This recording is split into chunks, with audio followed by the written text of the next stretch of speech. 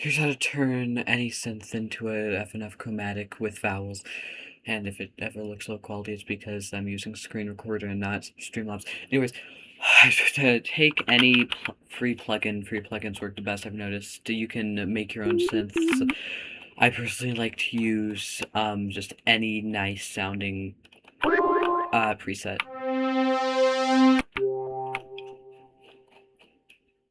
I'll pause it until I get one. The first one I got was good. Okay, so you're gonna put any.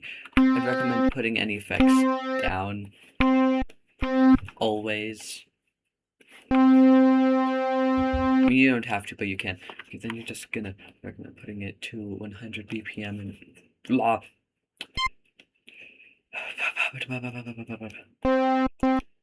Recommend C5.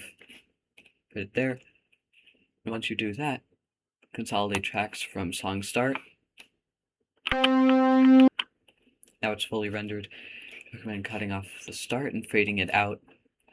Once you do that, you're going to repeat it 4 times or for how many vowels you need. I'm going to put the first one to a mixer track, then make the last 3 unique, or everything after the first one, and set each one to a different mixer track. Once you do that, you have all of your different isolated samples, and you're going to go and get this program called Vocalizer, plugin called Vocalizer. It's actually amazing. I use it for everything, depending on the formant. If it's high formant, to choose female. If it's low formant, choose male. You'll notice it's an A sound. I think female would actually fit better for this. Yes. And you're just going to repeat that process for whatever vowels you want. I personally prefer A, E, I, O or A, E, I, U. It just works best. Once you do... Yeah, I have nothing interesting to say here. I'm just adding vowels. See, this one's interesting. You can actually choose what either O or O. We're going O. Anyways, once you're done with that, you don't need a program. You can pitch it whatever way you want, but I personally prefer using a program called Chromatic Scale Generator Plus. And do not use, never use chroma scale, whatever it's called, don't use it. Okay, once you do that, you're just gonna make a folder, lead 80. Okay, I'm gonna make a folder, name it whatever you want. I'm gonna call mine lead 80 because that's the preset I used. It's not how you spell 80. Okay, then once you do that, you're gonna open your thing, press Control C on this bar, and you're just gonna select your first vowel, go export wave file, and go from 1 to how many ever samples you have.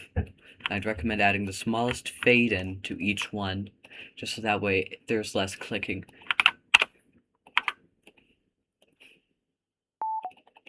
This part is once again very boring.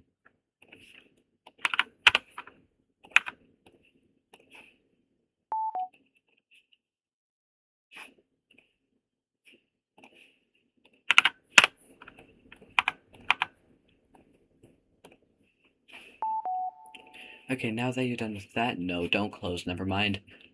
You're gonna go into the software, make sure you still have it, like Control C, the path, just so that way it's a bit faster.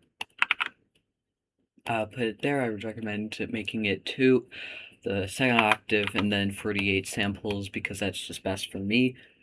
Gonna press generate chromatic.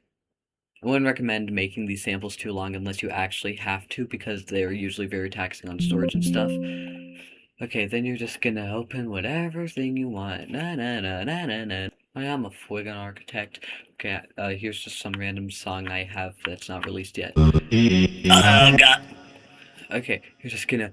I'd recommend using SliceX. The only reason I'm using Fruity Slicer 2 is because it's less taxing on storage and stuff.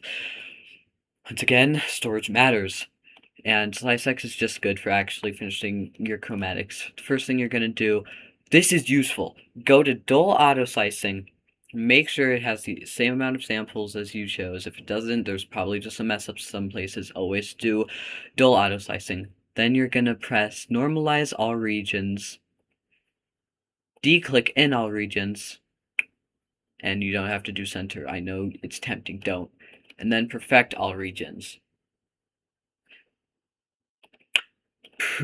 Press center. Okay, now that you have your full chromatic and it's ready for use.